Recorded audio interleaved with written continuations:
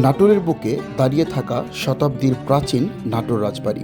এই জায়গাটা শুধু একটি রাজপ্রাসাদ না, এটি এক টুকরো ইতিহাস, এক টুকরো বাংলার ঐতিহ্য। আজকের এই ভিডিওতে আমি আপনাদের দেখাবো রাজবাড়ির এমন কিছু জায়গা, এমন কিছু গল্প যা অনেকেই জানেন না। প্রতিটি দেওয়াল, প্রতিটি কারুকাজে লুকিয়ে আছে পুরনো দিনের এক একটি গল্প, এবং রাজবাড়ির সৌন্দর্যের আড়ালে লুকিয়ে আছে বেশ কিছু লোমহর্ষক ঘটনা। আজকের এই ভিডিওটিতে আমি আপনাদেরকে দেখাবো কাচারি বাড়ির লোমহর্ষক সেই ঘটনা এবং ফাঁসির মঞ্চের লোমহর্ষক ঘটনা। চলুন ঘুরে আসি ঐতিহাসিক রাজবাড়ির ভেতরটা।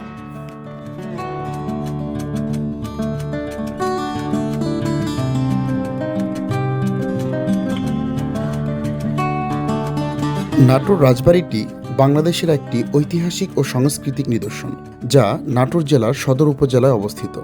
এটি 18 শতকের শুরুর দিকে নির্মিত হয় বলে ধারণা পাওয়া যায় এবং নাটোর রাজবংশের কেন্দ্রবিন্দু হিসেবে পরিচিত। রাজবাড়িটি তার স্থাপত্যশৈলী, ইতিহাস এবং সাংস্কৃতিক গুরুত্বের জন্য বিশেষভাবে উল্লেখযোগ্য। নাটোর রাজবংশের সূচনা হয় 1706 সালে, যখন পরগনা বনগাছির জমিদার গণেশ রায় ও ভবানীচরণ চৌধুরী রাজস্ব প্রদানে ব্যর্থ হয়ে চাকরিচ্যুত হন। এরপর দেওয়ান রঘুনন্দন জমিদারিটি তার ভাই রামজীবনের নামে বন্দোবস্ত নেন, যিনি নাটোর রাজবংশের প্রথম রাজা হিসেবে প্রতিষ্ঠা লাভ করেন। 1730 সালে রাজা রামজীবনের দত্তক পুত্র রামকান্তের সঙ্গে রানী ভবানীর বিয়ে হয়, কিন্তু 1734 সালে রাজা রামজীবন মারা যান। তখন নাটোরের রাজা হন রানী ভবানীর স্বামী রামকান্ত। এরপর 1748 সালে রাজা রামকান্ত মারা গেলে নবাব আলীবর্দী খাঁ রানী ভবানীর উপরে জমিদারি পরিচালনার দায়িত্ব অর্পণ করেন। রানী ভবানী ওই সময় এই রাজবাড়িতে বসেই শাসন করেছেন অর্ধবঙ্গ। তার শাসনামলে তার জমিদারি বর্তমান রাজশাহী, পাবনা, বগুড়া, কুষ্টিয়া, যশোর, রংপুর এবং পশ্চিমবঙ্গের মুর্শিদাবাদ, বীরভূম, মালদহ জেলা পর্যন্ত বিস্তৃত ছিল। নাটোরের এই রাজবাড়িটি প্রায় 120 একর জায়গা জুড়ে বিস্তৃত। এটি ছোট তরফ ও বড় তরফ নামে দুইটি অংশে বিভক্ত। রাজবাড়িটিতে ছোট বড় মোট 8টি ভবন দেখা যায়। এছাড়াও এই রাজবাড়িটিতে 2টি গভীর পুকুর ও 5টি ছোট পুকুর রয়েছে। আপনারা রাজবাড়ির যে দৃষ্টিনন্দন প্রাসাদটি দেখলেন, আরেকটু সামনে এগুলেই আপনার চোখে পড়বে স্থাপত্যশৈলীর এক অপরূপ নিদর্শন, তারকেশ্বর শিব মন্দির। এখানে শিব এবং কৃষ্ণের মূর্তির পাশাপাশি রয়েছে 3 মাথা এবং 5 মাথা বিশিষ্ট কালনাগিনীর প্রতিমা। এছাড়াও এখানে আপনার চোখে পড়বে শান বাঁধানো পুকুরঘাট।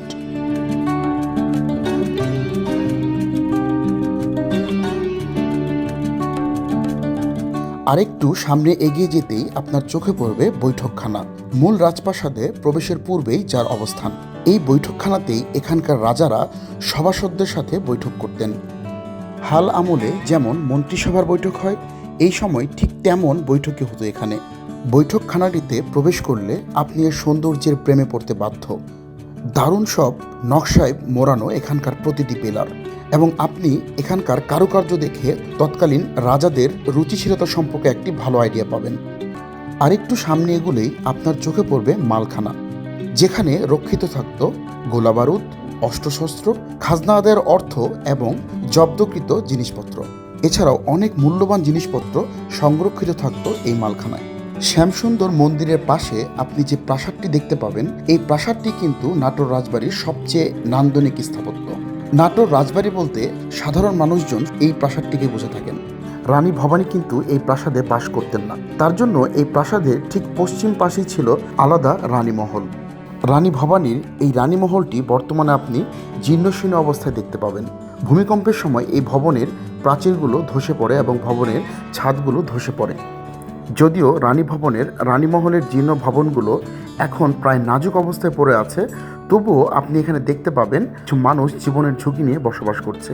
আহা, কি ভাগ্য এই মানুষগুলো রাজপ্রাসাদে ঠিকই বসবাস করছে, কিন্তু তাদের জায়গা জমি এবং জমিদারি কিছুই নেই। রাজবাড়ির মধ্যে যে পুকুরগুলো রয়েছে, এর মধ্যে কিন্তু একটি পুকুরের পাড়ে রানী ভবানীর জন্য কিন্তু হাওয়াখানার ব্যবস্থা ছিল। এখানে কিন্তু রানী এসে প্রশান্তি নিত। আবার আপনি রানীর গোসল করার জন্য কিন্তু শান বাঁধানো পুকুরঘাটও এখানে দেখতে পাবেন, যেখানে রানীদের গোসল করার জন্য আলাদা ব্যবস্থা ছিল এবং এই পুকুরেই কিন্তু রানীরা গোসল করত। প্রত্যেকটা রাজবাড়ির অন্যতম বৈশিষ্ট্য হচ্ছে রাজবাড়ির চারপাশে পরিখা খনন করা হয়। এটি মূলত এক প্রকার পুকুর, যেটা রাজবাড়িকে বহিঃশত্রুর হাত থেকে রক্ষা করে। শত্রুরা যেন সরাসরি রাজবাড়িকে আক্রমণ করতে না পারে, এই জন্যে মূল রাজবাড়ির চারপাশে কিন্তু এই পরিখা খনন করা হয়ে থাকে।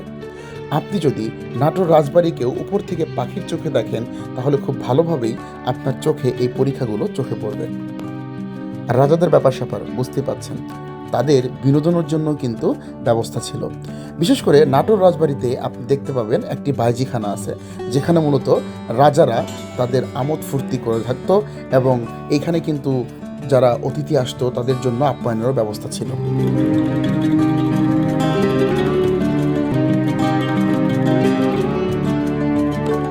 লোকমুখে এখনও শোনা যায় এই বাইজিখানার ভেতর থেকে কিন্তু নূপুরের শব্দ ভেসে আসে সন্ধ্যার পর, যেটা কিন্তু আপনার মধ্যে একটি ভয়ের সঞ্চার করবে।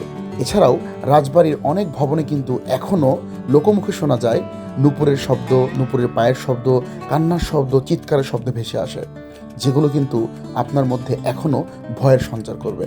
জানি না কোনটা সঠিক কোনটা ভুল, তবে লোকমুখে শোনা কথা কিছু না কিছু তো সত্যি হতেই পারে।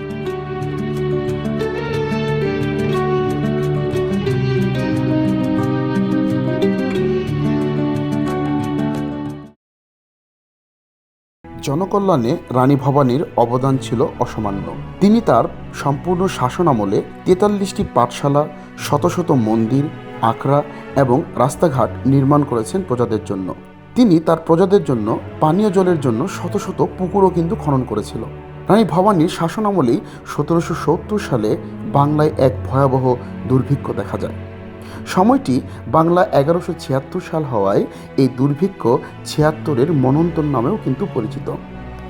মূলত অতিবৃষ্টি, বন্যার কারণে কৃষি ফসলের ব্যাপক ক্ষতি হওয়ায় সমগ্র দেশ জুড়ে অর্থনৈতিক চরম মন্দা দেখা যায়।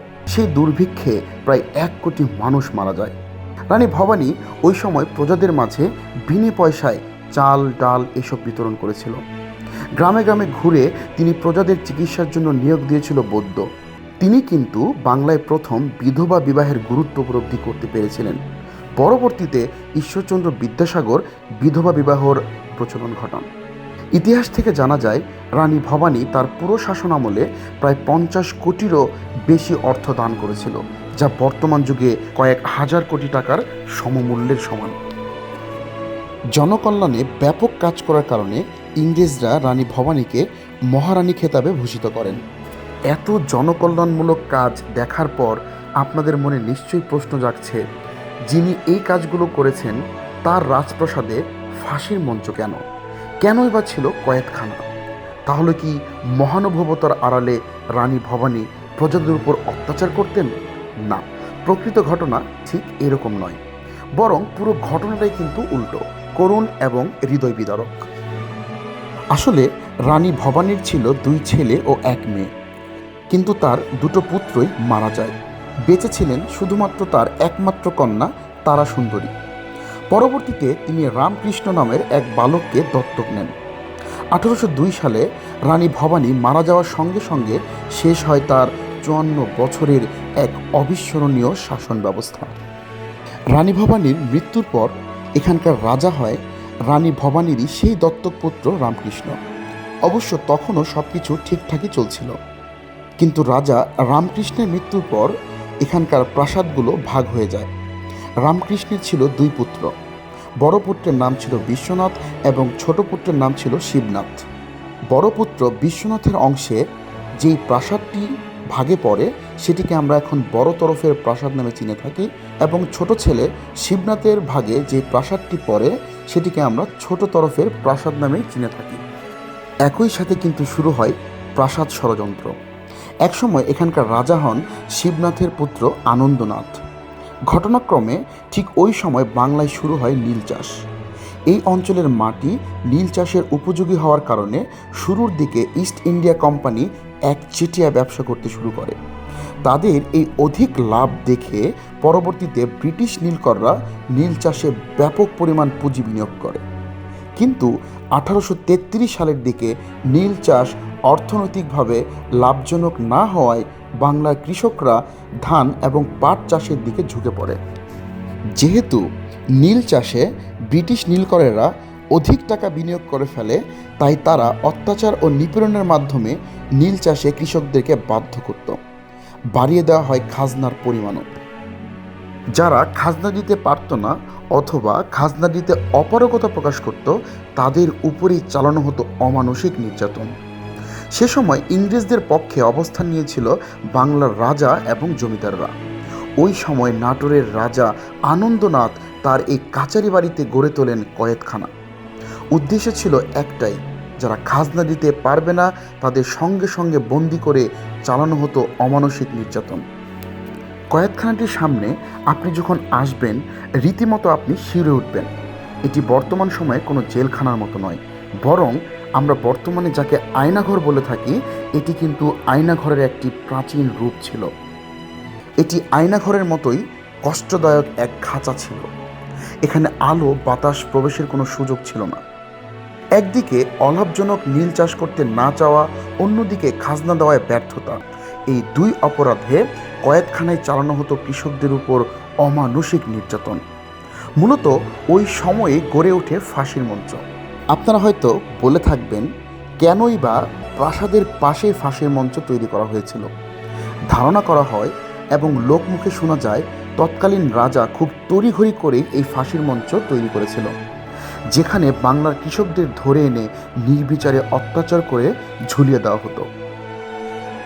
ক্ষমতা, যেটা কখনোই চিরস্থায়ী নয়।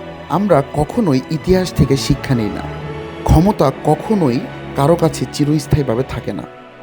যেই রাজপ্রাসাদ একসময় কোলাহলে পূর্ণ ছিল, আজ সেখানে কিছুই নেই। নেই ক্ষমতা, নেই রাজত্ব, এবং একজন বংশধরও এখন দেখতে পাওয়া যায় না।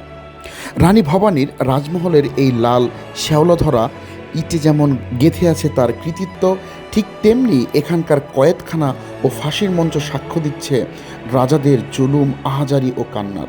আসলে ক্ষমতাবান কিংবা বিত্তশালী আপনি যেটাই হন না কেন, আপনি যদি নিজের সন্তান এবং উত্তরসূরিদেরকে ন্যায়পরায়ণতা এবং আদর্শবান রূপে গড়ে তুলতে ব্যর্থ হন, তাহলে আপনার আজকের এই সম্পদ আপনারই তৈরি করা প্রজন্ম ধ্বংস করে দিবে, এবং এটা সুনিশ্চিত।